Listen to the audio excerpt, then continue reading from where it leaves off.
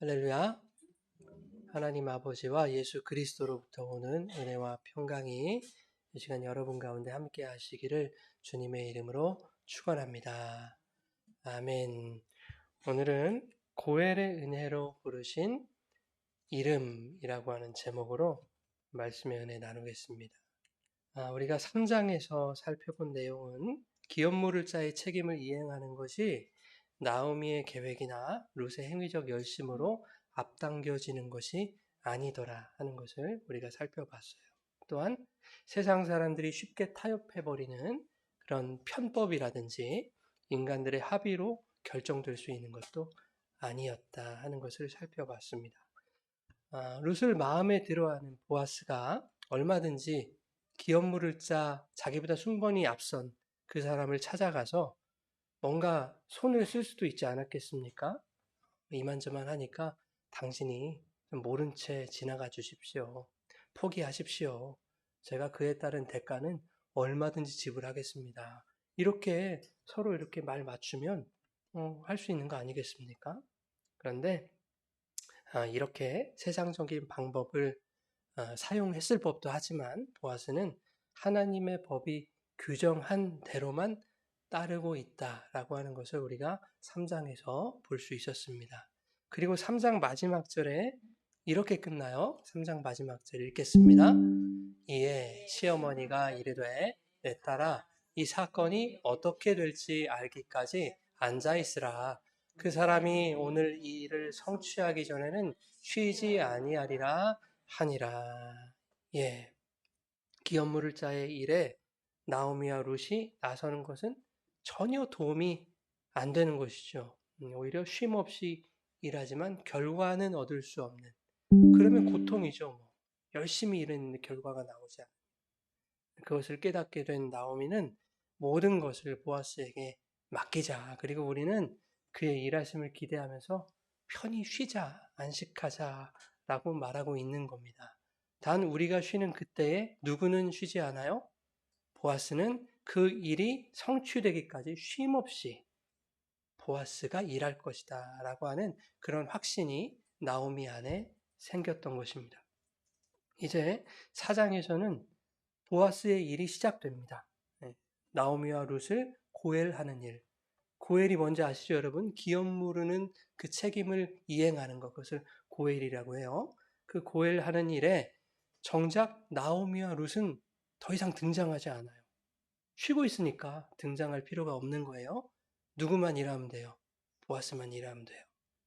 나오미, 룻의 이름이 나오기는 합니다만 그들이 어떤 행위의 주체로서 자기가 주도적으로 일하는 그런 등장인물로는 나오지 않더라 하는 거예요. 자, 1절을 한번 읽겠습니다. 시작. 보아스가 성문으로 올라가서 거기 앉아 있더니 마침 보아스가 말하던 기업물을 자가 지나가는지라. 보아스가 그에게 이르되 아무개여 이리로 와서 앉으라 하니 그가 와서 앉음에. 예. 보아스가 성문으로 올라가서 앉았는데 거기에 누가 있어요? 아무개가 있어요. 마침, 그렇죠? 마침 자기보다 순번이 앞선 기업물을 자가 딱 앉아 있는 거예요. 네. 그 사람 이름이 뭐다? 아무개다. 재밌어요. 네. 2장에서 룻이 이삭을 주우러 밭으로 나갔는데 우연히 이른 곳이 어디였어요? 우연히 갔는데 보아스 밭이었잖아요. 근데 마침 그 밭에 누가 왔어요? 보아스가 왔죠? 네. 여기서도 반복되고 있어요. 마침 그 아무개가 지나가더라. 그 우연과 마침이 오늘 본문에서도 나타나고 있다라고 하는 것은 지금이 하나님의 때다라는 것을 말하고 있습니다. 언제가 하나님의 때예요? 나오미와 룻이 일하지 않을 때, 쉴 때, 보아스가 일할 때, 그때가 하나님의 때입니다, 여러분. 보아스가 고엘을 위해서 가장 먼저 행한 일이 뭐였냐면 성문으로 올라가서 앉는 거였죠. 가장 먼저 행한 일이. 고대 사회에서 성문이 가지는 의미가 대단히 중요하거든요. 외세의 침략이 있을 때 성문 안쪽에 있는 사람들은 상대적으로 밖에 있는 사람들보다 안전했겠죠. 예. 그래서 사람들이 도성 안에 모여서 살려고 했던 거예요. 그러나 먹고 살려면 성문 안에만 있을 수 있습니까? 그럴 수 없잖아요. 성문 밖으로 나가서 밭에서 일을 해야 먹고 사는 거죠. 즉 성문이라는 것은 밭일을 하자면 누구나 하루에 한 번쯤 지나가게 되는 삶의 통로와 같은 거였어요. 그런가 하면 성문은 많은 사람들의 왕래가 있는 장소인 만큼 공공의 일을 결정하는 법적인 문제를 다루는 그런 법정과도 같은 그런 장소였습니다. 법적인 문제를 다루자면 누가 있어야 돼요, 여러분? 재판관이 있어야 되겠죠? 네. 그런데 재판관이 없는 시대라면 어땠을까요? 그 역할을 대신할 누군가가 필요했겠죠. 네. 증인들이 필요했을 거예요, 증인들. 그래서 보아스는 성문으로 올라갔던 겁니다. 거기에는 수많은 사람들이 모여 있을 테니까 그들이 다 증인이 되어줄 것이고 그 증인들 앞에서 나오미와 보아스의 일을 공적으로 다루겠다 하고 지금 성문으로 올라가서 앉아 있는 겁니다. 뿐만 아니라 보아스는 절차적인 형식도 갖추고 있죠. 2절에 한번 볼까요? 시작. 보아스가 성읍 장로 10명을 청하여 이르되 당신들은 여기 앉아 있으라 하니 그들이 앉음에. 예. 성읍 장로 10명을 모셨다라고 하는 것은 이 일을 엄중하게 결정하고 또 증거로 삼을 만한 법적인 증인들을 세웠다라는 거죠. 자, 이제 장로들과 증인들 앞에서 나오미와 룻의 고엘에 관한 법적 절차가 다루어지기 시작합니다. 3절과 4절 계속해서 읽겠습니다. 시작. 보아스가 그 기업물을 자에게 이르되 모압 지방에서 돌아온 나오미가 우리 형제 엘리멜렉의 소유지를 팔려 함으로 내가 여기 앉은 이들과 내 백성의 장로들 앞에서 그것을 사라고 내게 말하여 알게 하려 하였노라. 만일 네가 물으려면 물으려니와 만일 내가 물으지 아니하려거든 내게 구하여 알게 하라. 네 다음은 나요. 그 외에는 물을 자가 없느니라 하니 그가 이르되 내가 물으리라 하는지라. 예, 보아스가 자기보다 순번이 앞선 그 아무개에게 너 고해를 할 거야 말 거야 이렇게 묻고 있는 거죠. 당신이 기업 물을 자의 책임을 이행하면 그렇게 이행해도 돼. 그런데 하기 싫으면 내가 기업 물을 자를 할게. 이렇게 말하고 있는 겁니다. 그런데 4절을 보세요, 여러분. 4절. 내가 여기 앉은 이들과 내 백성의 장로들 앞에서 그것을 사라고 네게 말하여 알게 하려 하였다. 이게 무슨 말이에요? 이게 무슨 말이지? 무슨 뜻이죠? 이 아무개라는 사람은 자기가 기업 물을 자라는 사실조차도 모르고 있었다는 얘기예요. 그래가지고 보아스가 그 사실을 알려주고 있는 거예요. 그거 알게 하려고 내가 여기 왔다는 거죠. 1장 19절에 보면 나오미가 모압에서 돌아왔을 때 온 성읍에 그 소식이 다 퍼졌거든요. 그 소식을 이 아무개가 들었는지 못 들었는지는 모르겠지만 알 수는 없지만 아무튼 이 아무개라는 사람은 나오미나 룻의 가문에 별 관심이 없는 사람이었을 것이다. 우리는 그렇게 알 수 있겠죠. 그런 사람이 자기가 기업을 물으겠다고 하는 거예요. 마지막 절에 보세요. 내가 물으리라 하는지라 그러잖아요. 뭘 모르고 물으겠다고 하는 겁니다. 보아스가 물어보는 거예요. 당신이 1순위입니다. 하시겠습니까? 내가 1순위라고? 해야지. 이렇게 대답한 거예요. 아무것도 모르고. 그러자 보아스가 자세히 이제 설명해 주는 게 5절의 내용입니다. 고엘이 도대체 뭘 하는 건지. 시작. 이르되 아내 모압 여인 룻에게서 사서 그 죽은 자의 기업을 그의 이름으로 세워야 할지니라 하니. 예. 나오미 집안의 밭이 아직 남아 있는지 아니면 다른 사람이 이미 팔렸는지 누군가에게 저당을 잡혔는지 알 수는 없어요. 그러나 기업 물을 자는 그 집안의 밭을 대신 사서 자신의 기업으로 삼는 것이 아니라 죽은 자의 이름으로. 죽은 자는 누구예요? 예, 나오미의 남편이죠. 아들. 예, 엘리멜렉과 기럨과 말론. 그들의 이름으로 그 기업을 세워야 한다는 것을 보아스가 누구에게? 아무개에게 지금 알려주고 있는 거예요. 너 잘 모르는구나, 내용을. 내용은 이런 거야. 그것을 사도 네 이름으로 세울 수 있는 게 아니라 그들의 이름으로 그 기업을 세우는 거야. 다시 말해서 아무개른자라고 하는 자는 고엘 제도의 내용도 모르고 있었던 거예요. 내가 기업 물을 자다라는 것도 몰랐지만 기업 물을 자의 책임이라는 게 뭔지도 몰랐다. 율법의 내용도 몰랐다는 거예요. 보아스의 설명을 듣자 이 아무개의 태도가 돌변합니다. 6절을 같이 읽겠습니다. 시작.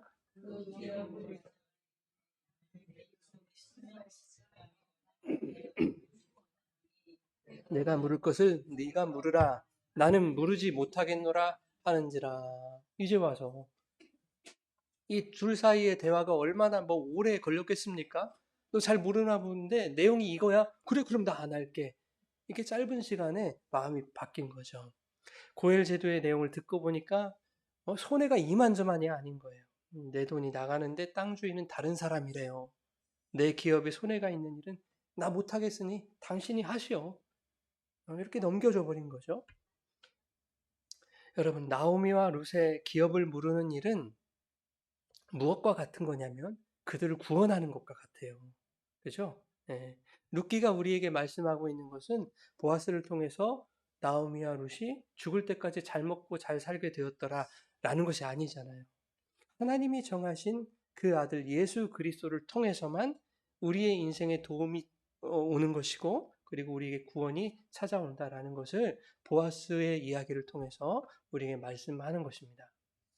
내 인생을 빛나게 해주고 또 내 삶을 윤택하게 해줄 것만 같은 세상에 수많은 가치들이 있잖아요. 그죠? 사람들은 그것을 인생의 우선순위로 삼고 그렇게 살아가지만 사실상 그것들이 우리의 인생을 도울 수 있는 것들이 아니다. 그리고 거기에는 우리를 구원으로 이끌어갈 수 있는 자격도, 능력도, 책임도 없다라는 겁니다. 그래서 사도행전 4장 12절에 뭐라고 말씀하는가? 시작. 선한 사람 중에 구원받을 만한 우리에게 주신 일이 없음이라 하였더라. 지금 이 얘기하고 있는 거예요. 보아스 말고는 안 돼. 이 얘기를 하는 겁니다. 나오미와 룻을 구원할 이름은 아무개가 아니라 보아스여야만 한다라는 거예요. 5절에서 죽은 자의 기업을 세운다.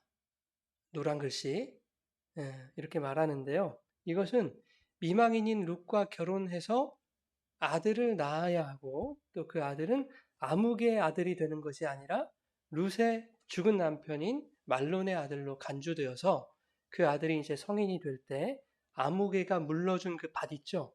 아무개가 돈 내서 되찾아온 그 밭을 그 아들이 엘리멜렉 집안의 기업으로 되돌려 받아서 돌아가신 할아버지 엘리멜렉과 아버지의 말론의 이름을 보존하게 되는 거예요. 그죠? 아무개의 이름으로 세워지는 게 아니더라.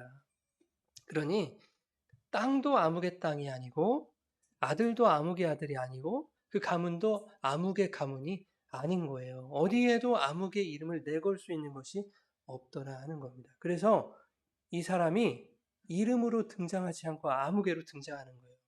너무 재밌지 않습니까? 이 룻기 저자가 상당히 머리가 뛰어난 사람 같아요. 아무개라는 단어는요, 히브리어로 알모니라고 하는데요. 어떤 사람을 지칭해요. 어떤 사람.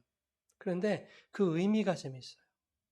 이 알모니라고 하는 단어는 여기저기, 이러저러, 여차저차 이런 뜻이거든요. 이것을 사람에게 한번 적용을 해보세요. 어떤 단어로 사용할 수 있을까? 개나 소나, 개나 소는 이름이라도 있죠. 어중이 떠중이. 어떤 목사님이 이런 표현을 해서 제가 차용을 하는데 참 어울리는 표현인 것 같아요. 어중이 떠중이. 예, 참 잘 발견하신 것 같아요. 어중이 떠중이는 이름이 아니잖아요. 그죠?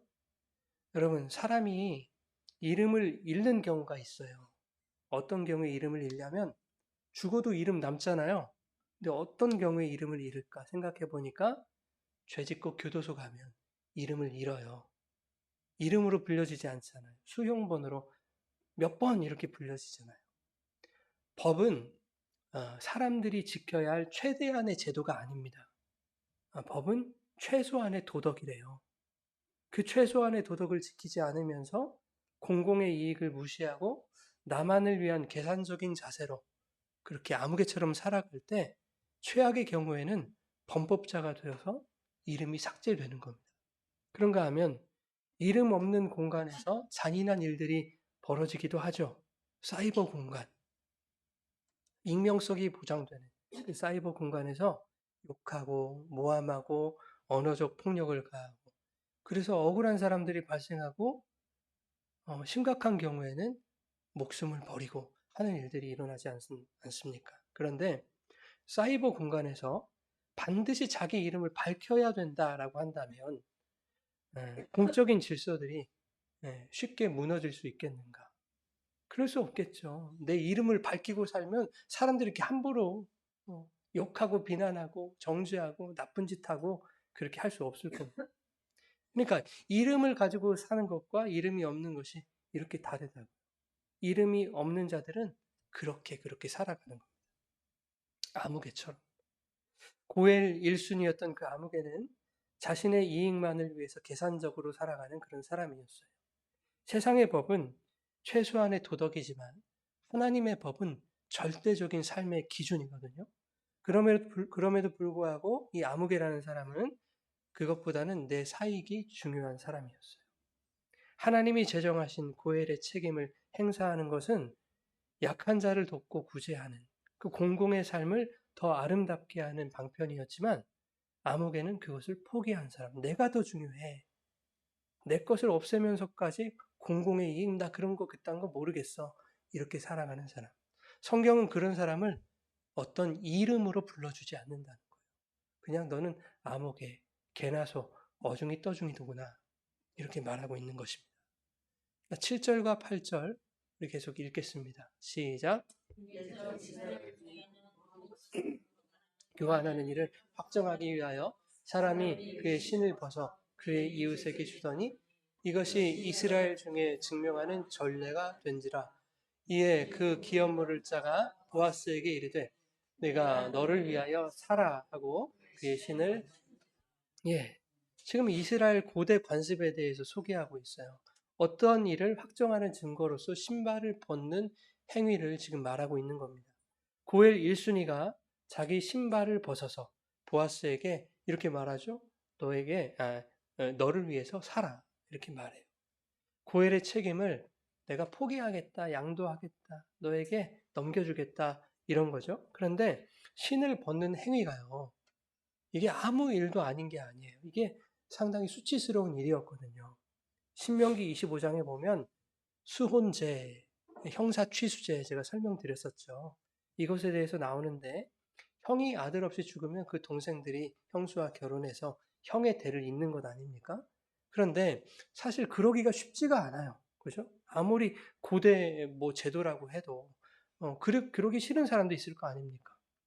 유다와 다말 사건에서 우리가 첫 시간인가 둘째 시간에 살펴봤는데 유다의 첫째 아들이 다말과 결혼해서 아이를 못 낳고 죽었어요. 둘째가 형수와 결혼했는데 밖에다 설정해서 하나님이 죽게 하셨어요. 이제 셋째 아들 셀라 하나만 남았는데 유다가 주고 싶겠습니까? 다말에게. 얘까지 줬다가는 이 아들마저 잡아 먹히게 생긴 겁니다. 그러니까 옛날에 그러잖아요. 남편 잡아먹는 XX. 이렇게 생각이 든 거죠. 그러니 이 수혼의 의무를 이행하고 싶지 않은 사람들도 있었을 것이다 하는 겁니다.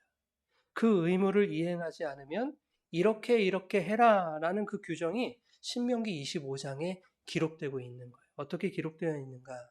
성문으로 나아가, 여기도 성문으로 나가죠? 거기 사람들이 다 증인들이 있으니까. 장로들 앞에서 여자가 그 남자의 신을 벗기고 침을 뱉어요. 뱉어요. 얼굴에다 뱉든지 어디다 뱉든지 뱉었겠죠? 그러면서 이르기를 그의 형제의 집을 세우기를 즐겨 아니하는 자에게는 이같이 할 것이다. 침 벗기고 침을 뱉을 것이다. 하고는 이스라엘 중에서 그의 이름을 신 벗김 받은 자의 집이라 부를 것이니라. 그래요. 그의 이름을 신 벗김 받을 자의 집이라 부를 것이니라. 사람 이름으로 부르지 않는다는 거예요. 아무개라고 불러준 것도 지금 다행인 거예요. 그죠? 본문에서 아무개는 내가 침뱉음을 당하더라도 심 벗김 받은 자라고 불리는 그런 수치를 겪더라도 내 기업에 손해가 가지 않는 것이 더 중요한 사람입니다. 성경은 그런 자에게 이름을 불러주지 않는다라는 것을 오늘 본문이 말씀하고 있는 것입니다. 그런데 여러분 한번 잘 생각을 해보시자고요. 그러면 이 아무개라는 사람은 정말 나쁜 사람인가, 악한 인물인가, 뭐 나쁜 일 하지 않지 않았습니까? 그냥 내 재산 내가 지키겠다는 거 아니에요? 그게 왜 나빠요? 대부분의 사람들이 그러고 삽니다. 정도의 차이는 있겠지만 내 재산, 내 이익을 지키기 위해서 많은 사람들이 때로는 계산적이게 그렇게 살아가지 않습니까? 우리들도 그러고 살아가죠. 자기 기업을 지키려는 것은 어찌 보면 당연한 일처럼 보여져요, 여러분. 저도 그래요. TV에서 어려운 형편에 있는 사람들이 나오고 부모를 잃고 하루 새끼가 뭡니까? 한 끼를 어떻게 먹어야 될까 걱정하는 그 어린 가장들이 있죠. 막 초등학생, 아직 초등학교 들어가지도 않은 아이들. 이런 아이들을 보면 마음이 아프고 눈물이 나고 막 그래요. 돕고 싶다는 생각이 막 솟구쳐 오르지 않습니까? 나는 이렇게 막 돼지처럼 막 죄송합니다. 처먹고 있는데 꼭 그럴 때만 그런 게 나와요. 그러면 얼마나 슬픈 줄 아세요? 얼마나 미안한 줄 아세요? 그런 마음이 여러분들에게 또 들지 않습니까? 그런데 정작 그들을 위해서 아무것도 하지 않는 나를 발견하지 않습니까? 그런 마음만 들었지? 그쵸? 그게 우리들 아닙니까? 그저 어떻게 노후를 대비해야 될까? 제가 그렇다고요. 제가 뭐 보장된 게 없으니까, 뭐 연금이 없으니까, 야, 나는 아직도 애가 이렇게 어린데, 나 어떻게 해야 되냐? 이런 생각을 제가 안 할까요? 저 엄청 자주 합니다, 여러분. 이런 사람이에요. 음. 걱정한다고 해서 뭐 더 많은 것이 저에게 생기는 것도 아닌데, 그 의미 없는 짓을 저도 연약한 인간이라 반복한다고요. 그래서 너무 속이 상해요. 야, 이런 나지만 하나님이 내 인생 앞으로 무엇으로 채워주실까? 이런 기대와 소망을 가지고 살아야 되는데 그렇게 잘 안 된다고 여러분 목사도. 예. 그래서 얼마나 부끄러운지 몰라요. 목사가 예수 믿는 사람이 과연 그렇게 살아도 되는가? 이렇게 아무개로 어중이 떠중이로 살아가는 것이 맞는가? 이런 고민을 하면서 살아가요. 이런 나를 하나님 기쁘게 받아주실까? 하나님한테 혼나는 거 아닌가? 그런데 9절과 10절 말씀에서 위로를 얻는 거예요. 같이 한번 9절 읽겠습니다. 시작. 보아스가 백성에게 이르되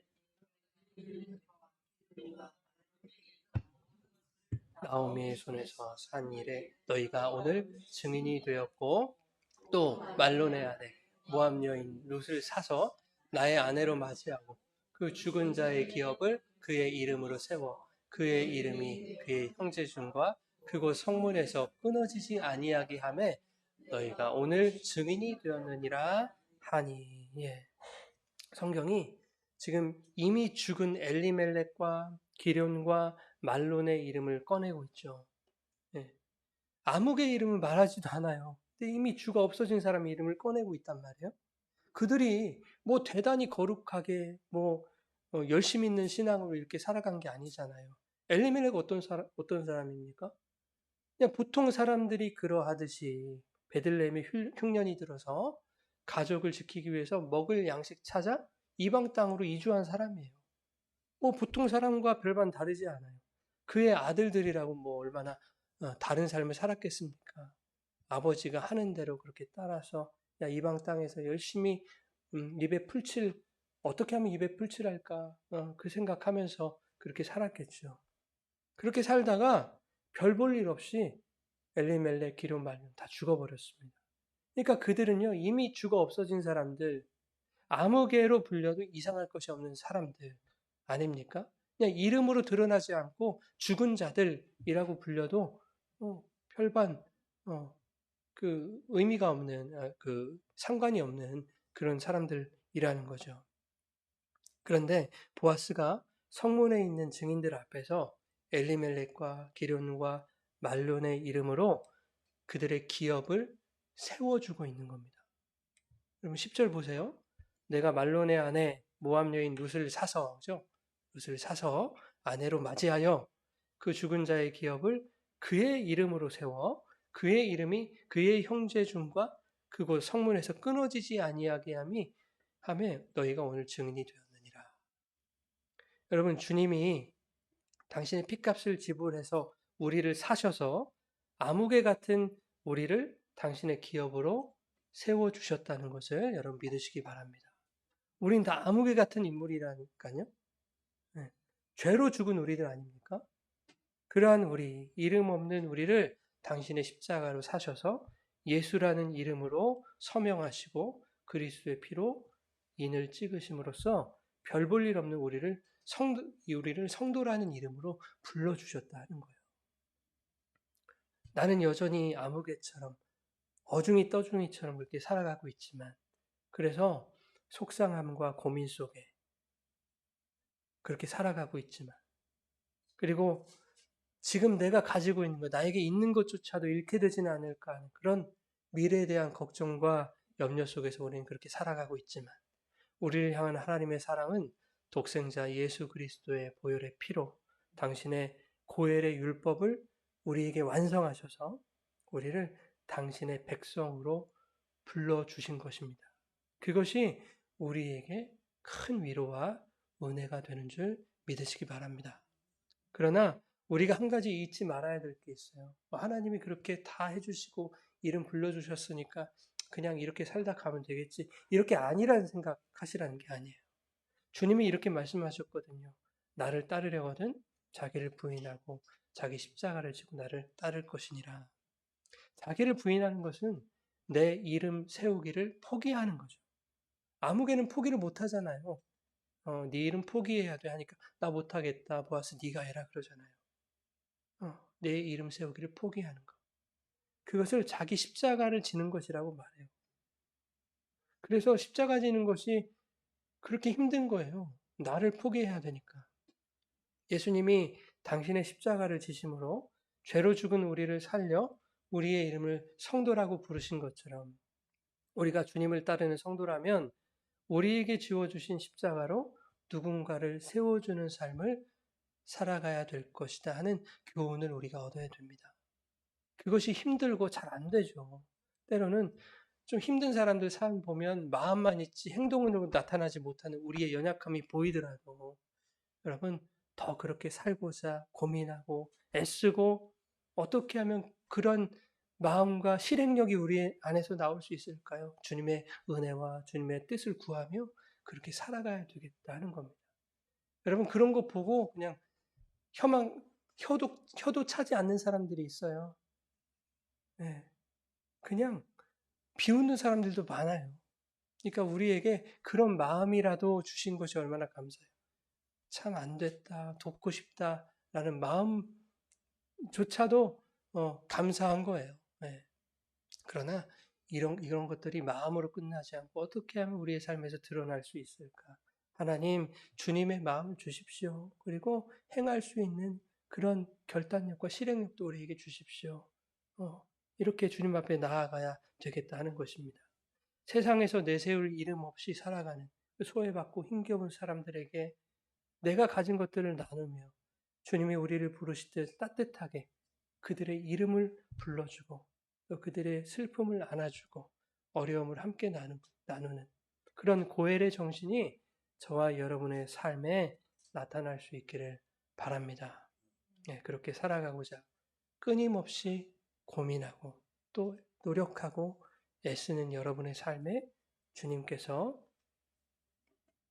그들을 천국 기업으로 세워주시고 또 너희가 바로 내 백성들이다. 그렇게 고민하고 애쓰며 살아가고자 하는 너희들이 내 백성들이다. 이렇게 성도라는 이름으로 부르시는 그분의 따뜻한 음성이 여러분들의 삶 가운데서 들려주시기를 예수님의 이름으로 축원합니다. 아멘.